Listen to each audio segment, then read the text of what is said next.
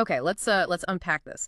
Imagine getting a real behind-the-scenes look at, the complex dance of international relations, Hmm. especially in a region as vital, as dynamic as East Asia. You've sent us some really fascinating material here, a deep dive into India's engagements with key East Asian players in 2023. Yeah, it's pretty detailed stuff. Exactly. And this isn't just about like skimming headlines. It's about really understanding the nuances, the sort of strategic chess moves, and the day-to-day work, the meticulous stuff that shapes these global partnerships. Right. That often goes unseen. Our mission today is really to pull out the most crucial insights from these official reports, help you see the bigger picture, the grander tapestry of India's evolving relationships. We're talking China, Japan, Mongolia, and the Republic of Korea. Quite a lineup. Get ready for some, hopefully, aha moments as we connect the dots on how India is sort of navigating its path in this really complex geopolitical landscape. We'll look at the challenges, the breakthroughs too, the economic ties, defense cooperation, and those cultural connections that define these important relationships. And what's fascinating here, I think, is how these reports, which, might seem a bit dry at first glance, Yeah, they can look that way. they actually reveal a super active, incredibly multifaceted diplomatic year for India and the region. A lot going on. Hmm. So we'll look at not just what happened, but crucially, why these interactions matter, Yeah, for India's strategic position and really for the global community, too. absolutely.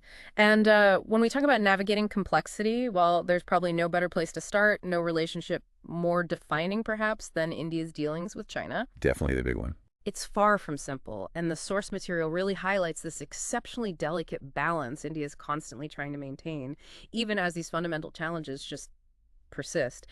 Okay, let's dive right into maybe the most sensitive, the most persistently challenging part of the India-China relationship, the border. The LAC. Right. The foundational understanding, the whole premise for developing the overall relationship has always been pretty clear between them. Peace and tranquility in the border areas are essential, absolutely essential, pending a final settlement, of course. That's the bedrock. Or it's supposed to be. Exactly. It's not just a polite suggestion, it's the agreed upon foundation. Precisely. And what the sources make really clear is that this foundation, this premise, was directly challenged.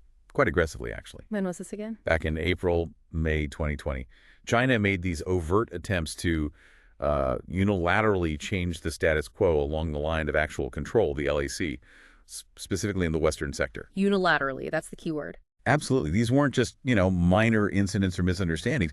The reports framed them as a direct violation of existing bilateral agreements and protocols. Agreements built up over decades. So a real breach. A fundamental breach of trust in those agreed norms. It really shifted the dynamic. And the impact of those actions, well, as you'd expect, profound, far-reaching. It seriously disturbed the peace and tranquility along that border. And crucially, it severely hampered, negatively impacted the overall development of the wider relationship. Makes sense. Hard to afford on other things. Exactly. You just can't expect a productive, forward-moving relationship if the basic conditions for peace are being undermined, or worse, unilaterally violated. Right.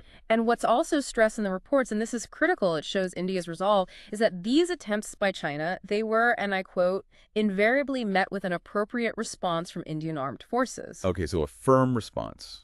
Yeah, it's not just a passive note. It clearly shows India's determination to protect its territory, its interests, and the sanctity of the LAC.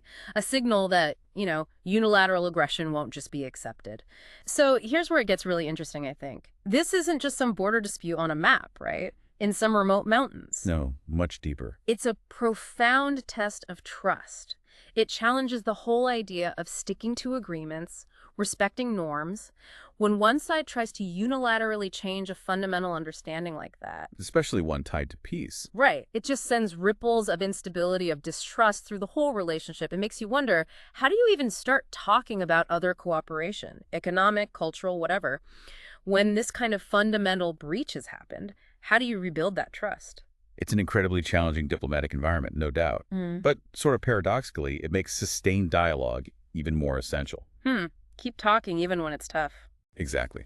Despite those breaches, both India and China have maintained a commitment, at least publicly, to resolving issues along the LAC and eastern Ladakh through peaceful dialogue. And we see evidence of that. We do. It's not just talk. Look at the intensity of the engagements, the working mechanism for consultation and coordination, the WMCC, that diplomatic forum for border issues. Yeah, I've heard of that. They've met 14 times since June 2020.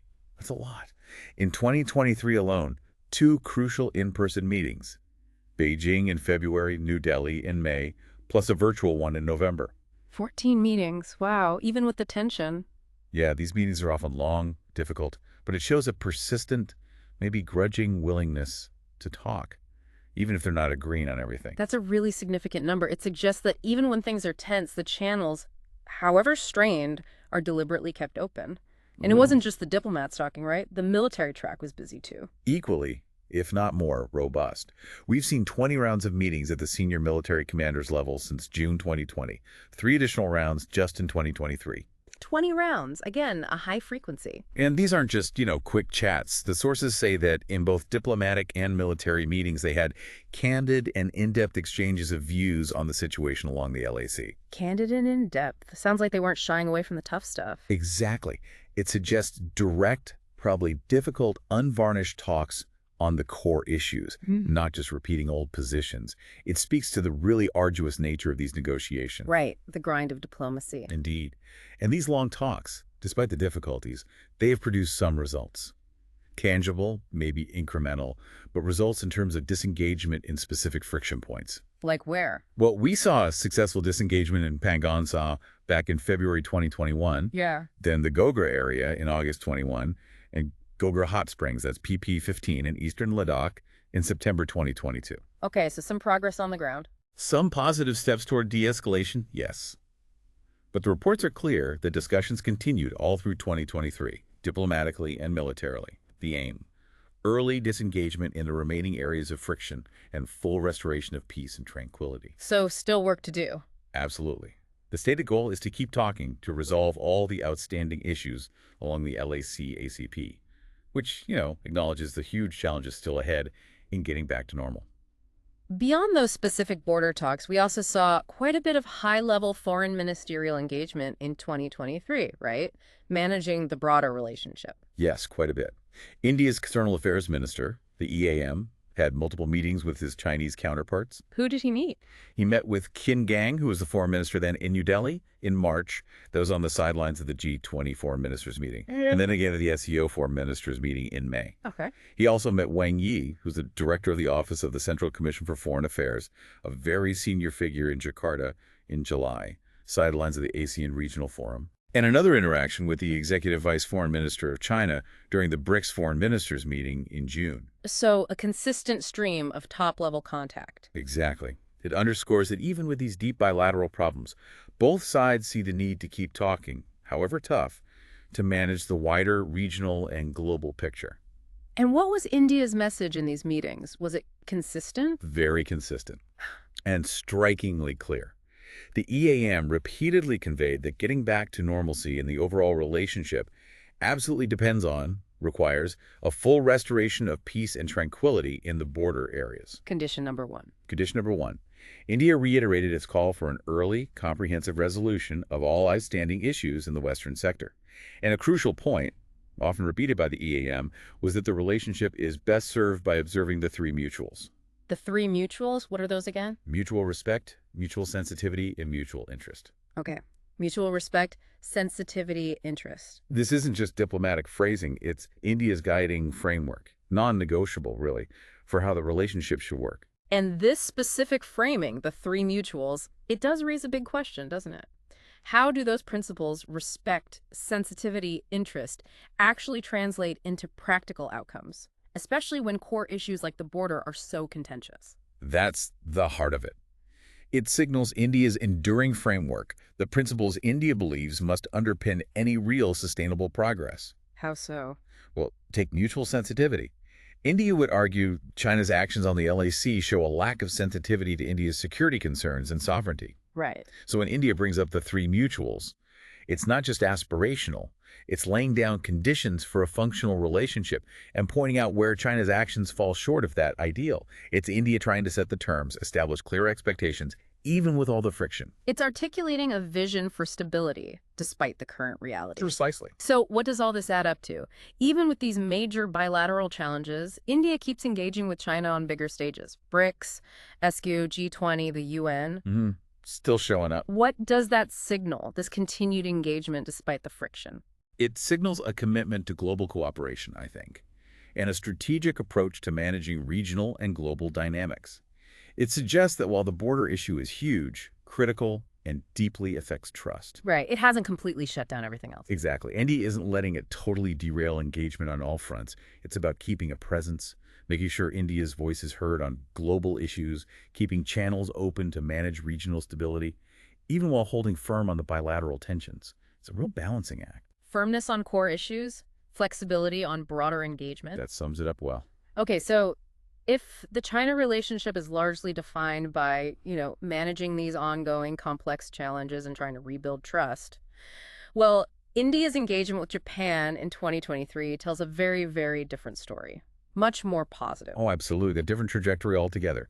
The India-Japan Special Strategic and Global Partnership saw undeniable impressive strengthening throughout the year. You can really feel the momentum. Yes, and the source material vividly highlights this growing convergence. It's not just alignment, it's convergence of economic and strategic interests. All cylinders firing. Right. It's deep, it's deliberate, mutually beneficial. You see this palpable increase in momentum across the bilateral relationship. They describe it as multifaceted and multidimensional. Driven largely by a remarkable frequency of high-level visits and really comprehensive engagements across so many different sectors. It points to a shared vision for the region. Stability, prosperity. And it goes beyond just politics and economics, right? There's a strong cultural element, too. Absolutely. There's this beautiful, deeply embedded cultural thread. 2023 was actually designated the Japan-India Tourism Exchange Year. Oh, interesting. And the theme was quite poetic, connecting Himalayas with Mount Fuji. Wow, connecting Himalayas with Mount Fuji. That says a lot. Symbolizes that shared reverence, maybe, spiritual, natural. Exactly. It's a beautiful, potent illustration of how these cultural and people-to-people ties really underpin the strategic alignment. They enrich it. Gives it deeper resonance. Totally. Fosters mutual understanding, affection, beyond just geopolitics. It speaks to shared appreciation, natural beauty, spiritual significance, ancient traditions. It has this unique layer of depth, of warmth that, frankly, few strategic partnerships have. That cultural connection as a foundation makes the whole thing more robust, more sustainable. I think so. And the high-level diplomacy was definitely in high gear. Relentless action throughout the year, showing commitment right from the top. Absolutely. The prime ministers of India and Japan, Kishida Fumio, met, get this, 3 times in 2023 alone. 3 times in 1 year. That's significant. Very significant, including a key 2-day visit by Prime Minister Kishida to India back in March. What happened during that visit? Well, he gave a really important policy speech. The future of the Indo-Pacific, Japan's new plan for a free and open Indo-Pacific, together with India, as an indispensable partner. Indispensable partner. Strong words. Very strong. Delivered at the Indian Council of World Affairs. It wasn't just ceremonial talk. It explicitly laid out Japan's vision for a rules-based Indo-Pacific and clearly tagged India as indispensable to achieving that. Wow. During that visit, they also renewed the MOU on Japanese language education, commitment to cultural exchange, and sealed the deal on the 4th tranche of the JICA ODA loan for the Mumbai-Ahmedabad high-speed rail project, the MHSR. Ah, yes, the Bullet Train Project, a flagship example of the partnership, tech cooperation, long-term infrastructure. Exactly. That speech by Kishida sounds like a real moment, clearly articulating Japan's strategy and India's role. It was a watershed, yeah. Yeah. Then following that, India's PM went to Hiroshima in May for the G7 summit, showcasing India's growing global role. Right. While there, he had key bilaterals, including another important one with PM Kishida, Right. and crucially, he participated in the 5th Quevedo Leaders Summit. The Quad.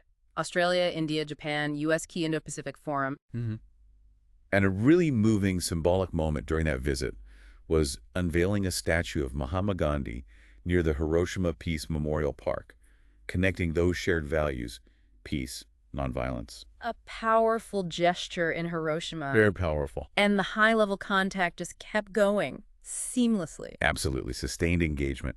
PM Kishida then came back to New Delhi in September for the G20 summit. Okay. Met India's PM again.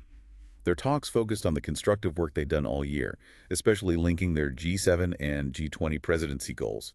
And a key point of convergence was their shared focus on bringing the aspirations of the Global South to the forefront. So collaborating on the big global stages. Yes, powerfully demonstrates the global leadership roles both are taking, not just for themselves, but for the wider developing world too, using their combined influence for broader impact. And the foreign ministers were busy too. Equally robust, India's EAM had multiple interactions with Japan's foreign minister. Yoshimasa Hayashi, who was FM then, visited India twice. Twice. First in March for the Quad Foreign Ministers meeting, then again in July for the 15th Japan-India Strategic Dialogue and more bilateral talks in Delhi. He also spoke at the second India-Japan Forum. A lot of dialogue mechanism. Very structured engagement. Later, on the sidelines of the UN General Assembly in New York, the EAM met the newly appointed FM, Kamikawa Yoko. They talked about ways to develop the partnership further. Building on the momentum. Exactly. And it all kind of culminated with both EAM and FM Kamikawa addressing the 6th Japan-India Indo-Pacific Forum in November, solidifying that shared vision for the region. If you connect all this, the sheer volume, the diversity, the continuity of these high-level meetings, political, strategic, economic, Right. it really shows a partnership that's not just strategic in name. It's deeply integrated across multiple levels of government policymaking. Absolutely. It's a comprehensive approach, actively building trust, enhancing capabilities, ensuring sustained momentum. It's not just about reacting to regional issues. It's proactively trying to shape the future of the Indo-Pacific together. And it wasn't just the top leaders, right? The engagement spread wider. Definitely. The semiconductor MOU. That's huge. It is a powerful statement, recognizing how critical, secure, diverse semiconductor manufacturing is, building resilience against future shocks. Think about that MOU. It's way more than just paper. It's a tangible, strategic step. Economic resilience, tech cooperation. Absolutely. Building foundational industries together. Yeah. Critical in today's volatile global economy, supply chain security is paramount. Right. But the engagement didn't stop there. Significant parliamentary and business delegations going back and forth, too. Like who? Former PM Suga Yoshihide, who chairs the Japan-India Association, visited with the Ganesh group of MPs and a big business delegation. Met the Indian PM to talk investment, economic cooperation. Okay. We also saw Indian parliamentary delegations visiting Japan, including one specifically from Northeast India, focused on education, tourism, people-to-people exchanges. It shows the multi-layered nature of it all. And even state level. Yeah. Reaching down to state-level engagement from India, too. Chief ministers from Odisha, Gujarat, Tamil Nadu, deputy CMs, industry ministers from Maharashtra, Bihar, all visiting Japan for investment promotion, business interactions. That granular level of engagement, it shows the partnership isn't just a top-down federal thing. It has roots deep into regional development, local industry, makes it more resilient, more impactful. Exactly. Okay, beyond the economics and politics, the defense cooperation was also really robust, active, showing that growing strategic convergence. Very active. The inaugural Veer Guardian 23 exercised a joint fighter jet drill at Haikuri Air Base in January. First ever. First ever of its kind between India and Japan. A huge step in Air Force interoperability, building confidence in complex aerial maneuvers. Significant milestone. We also saw exercise Shinyo Maitri in March. That was between the transport wings of the IAF and Japan Air Self-Defense Force. Cooperation in logistics, maybe humanitarian aid type stuff. And the 4th Dharma Guardian exercised ground forces, Indian Army and JSDF in Japan in Feb-March. Enhancing tactical skills, joint planning. Army, Air Force, Navy too. Navy too. INS CADMAT visited Japan, exercised with JS Tawada off Okinawa in November. Complex stuff like replenishment at sea, refining communication procedures, all designed to boost interoperability, understanding between the navies. What's really fascinating here, as you said, is how these exercises aren't just symbolic shows. No, they're practical. They build concrete, practical interoperability, which is crucial for shared security goals in the Indo-Pacific, integrating capabilities so they can work together seamlessly if needed. Absolutely. And complementing the exercises, the first Joint Service Staff talks, all branches together, were held in Tokyo in September. High-level coordination. And India's Chief of Defense Staff visited Japan in December, met General Yoshida, the Chief of Staff of the JSDF, toured the National Institute of Defense Studies. Fostering that top-level strategic dialogue and understanding, it really solidifies the trust-building aspect. Okay, let's unpack the economics a bit more. The numbers really tell a story. This partnership isn't just growing, it's deepening. across critical sectors. Right. Skill development, advanced manufacturing, investment. Like the first India-Japan Skill Connect conference, held virtually in August, human capital development, and numerous joint working group meetings, JWGs, on vital sectors: industrial capital goods, food processing, automotive, tangible sector-specific collaboration. Getting into the details. Yeah. The fifth India-Japan Industrial Competitiveness Partnership meeting. Critical dialogues like the fifth Cyber Dialogue, the fourth JWG on specified skill workers. It underlines the sheer breadth of cooperation. And those institutes for manufacturing. Right. The Japan-India Institutes for Manufacturing, JIMS, and Japanese Endowed Courses, JECs, grown significantly, 35 JIMS, 11 JECs, shows a real commitment to shared human capital industrial capacity, crucial for future growth. And the trade and investment numbers back this up. They do. Bilateral trade in 2023 hit USD 21.956 billion. Not just big, but the largest ever recorded between them, a new peak. Wow. Largest ever. For the current fiscal year 23-24, the April-October figures show trade at USD 13.35 billion. Exports to India from Japan were over 10 billion. Exports from India to Japan around 2.9 billion. Okay. And investment. Japanese FDI into India. For April-September 23, about USD 2.098 billion, substantial investment, shows strong Japanese confidence in the Indian market, its growth potential. Solid numbers. And to top it off, India was ranked the top most promising country for business in the Japanese Bank for International Cooperation's JBIC's annual survey. That's a huge endorsement. Powerful endorsement from a key partner, a major financial institution. It's not just about money flowing, it's about building a shared economic future. Resilience, diversified supply chains, mutual growth. Japan sees India as stable, growing, strategically important for long-term investment, reinforces how deep that economic partnership is. Okay, moving from those, strategic giants and deeply integrated partnerships, let's look at some equally important, maybe less discussed, relationships for India in East Asia. First, Mongolia. Right, a very unique relationship. Truly foundational ties, aren't they? Civilizational, historical, cultural, spiritual connections going back centuries. A shared heritage. And what's really fascinating is how Mongolia sees India, being landlocked, stuck between China and Russia. A tough spot. Yeah. Mongolia uniquely views India as an important third neighbor and, quite evocatively, a spiritual neighbor. Spiritual neighbor. You don't hear that term often in geopolitics. You really don't. Yeah. It speaks to that profound cultural historical connection that often gets missed in standard strategic analysis. It's built on shared values, Buddhist heritage, mutual respect that goes beyond just strategy or economics. A spiritual link providing a kind of non-territorial counterbalance for Mongolia. Exactly. And this bond, while cultural, has a strategic dimension too, right? Yeah. They formalized it. They did. Established a strategic partnership during the Indian PM's landmark visit to Mongolia back in 2015. Okay. And since then, relations and cooperation have seen continuous, robust growth, consistent momentum in high-level exchanges, especially parliamentary and defense. And it translates into practical help. It does. Concrete, tangible assistance.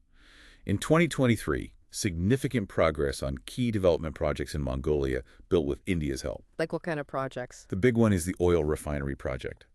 Also, the Atal Bihari Vajpayee Center of Excellence in ITCT and outsourcing boosting tech capacity, and the India-Mongolia Friendship Secondary School investing in the next generation. Direct, impactful contributions shows India as a reliable partner. And the high-level interactions really underscore this momentum. Frequent, meaningful exchanges through visits. Any examples from 2023? A notable one was a 15-member Indian parliamentary delegation, led by the Lok Sabha Speaker, visiting Mongolia in July. They met the Mongolian Speaker, called on the President and Prime Minister. What came out of that? They signed a joint intent on cooperation between Lok Sabha and the State Great Khural of Mongolia, and a protocol on parliamentary cooperation, formalizing, deepening those parliamentary ties, essential for long-term understanding, building institutional links between the democracies. And visits the other way. Mongolian parliamentarians. Yes, reciprocal. Reinforces the two-way street. A Mongolian MP, Gumpil Dumongtsetseg, led a delegation to India in December, discussed expanding parliamentary, cultural cooperation, sustained interest on both sides. Beyond the legislatures. Vital official consultations, too. Secretary East from India's MEA visited Mongolia in September, reviewed progress on relations, ongoing projects. Yeah. And cementing those cultural bonds, Former Mongolian President An Angbayar visited India in August under the ICCR's Distinguished Visitors Program. Shows the breadth government culture intellectual exchange. Right, and the defense cooperation kept up its momentum too. Shared interest in regional security. The 11th Joint Working Group on Defense Cooperation met in February. Key forum for strategic dialogue. And military exercises. The annual bilateral exercise, Nomadic Elephant, took place in Mongolia in July. A 45-member Indian Army team from a JKOI unit participated, enhancing capabilities in rugged terrain. Practical training. Very practical. And during the exercise, India made a very supportive gesture, gifted 2 ambulances and 200 high-altitude area HAA special winter clothing to the Mongolian Armed Forces. Wow. Ambulances and winter gear, that's not just symbolic. No, not at all. Directly enhances operational capabilities, soldier welfare, shows a tangible, supportive aspect of the defense relationship. It's practical aid, partnership in real-world needs, builds trust, capacity on the ground. And beyond bilateral drills, multilateral engagement. Yes, India continued its commitment there too.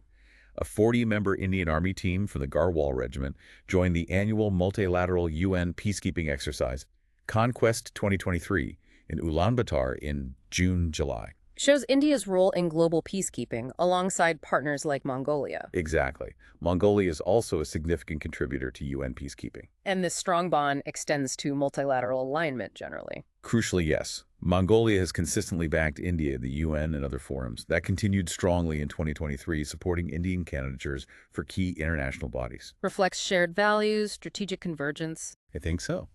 And it was clear in Mongolia's active participation in the Voice of Global South Summit VOG-SS. The Mongolian PM joined the inaugural session virtually in January.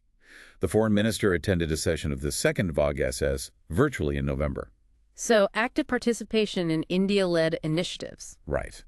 This continued support in multilateral bodies, especially for things like VOG-SS, underscores a shared vision on global issues.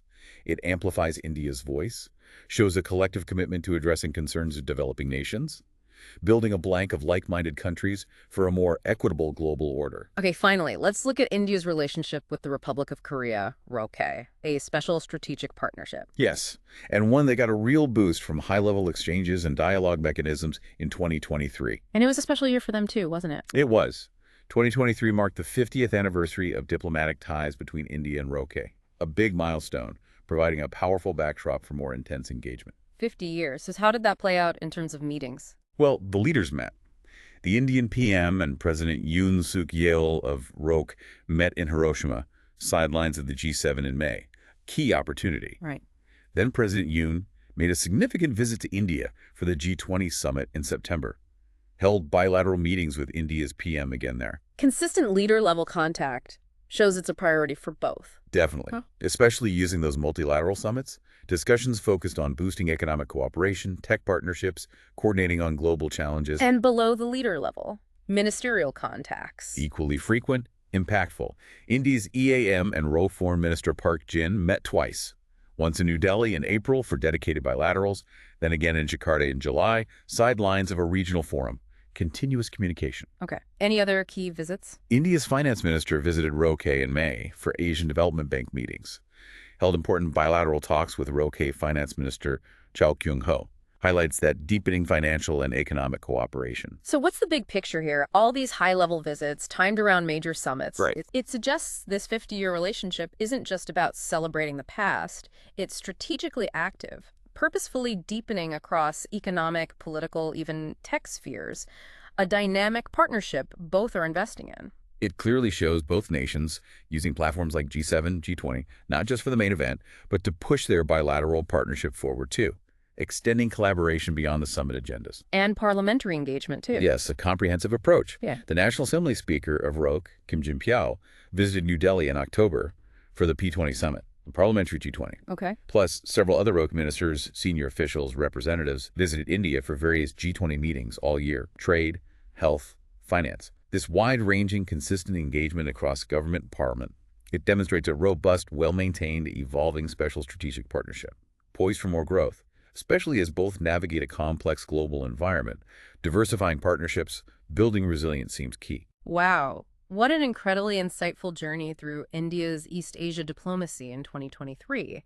From managing those deeply complex, persistent border issues with China through sustained, tough dialogue, Mhm. to forging that ever closer, multifaceted partnership with Japan, defense, economy, culture, all firing, A real and highlight. exploring that unique spiritual neighbor bond with Mongolia, seeing how cultural ties become practical help and multilateral alignment. Fascinating dynamic. And finally, the strategically active, deepening relationship with the Republic of Korea, hitting that big 50-year milestone. Yeah, covering a lot of ground there. If we connect all these different threads, the bigger picture seems clear. India's engagement in East Asia is characterized by this really nuanced, pragmatic, adaptable approach. I agree. It's resolute, firm where national security demands it, like with China. Right. It's deeply cooperative, collaborative where interests align, like with Japan. And it's always seeking to expand its strategic economic footprint across the whole region. And the recurring theme. The recurring theme seems to be this delicate, crucial balance, addressing immediate pressing challenges while simultaneously building long-term, mutually beneficial relationships with a diverse, increasingly important set of partners. So, as you reflect on this deep dive, maybe consider this. How might India's proactive, adaptable approach in East Asia, this balancing act of competition, cooperation, strategic interests, cultural ties, how might that serve as a kind of blueprint for navigating geopolitical complexities elsewhere in the world? Interesting question. And what role does cultivating such a strong, diverse, multi-layered set of bilateral relationships actually play in a nation's ability, not just to shape its own global influence, but also to contribute meaningfully to broader regional and global stability, especially in today's unpredictable world?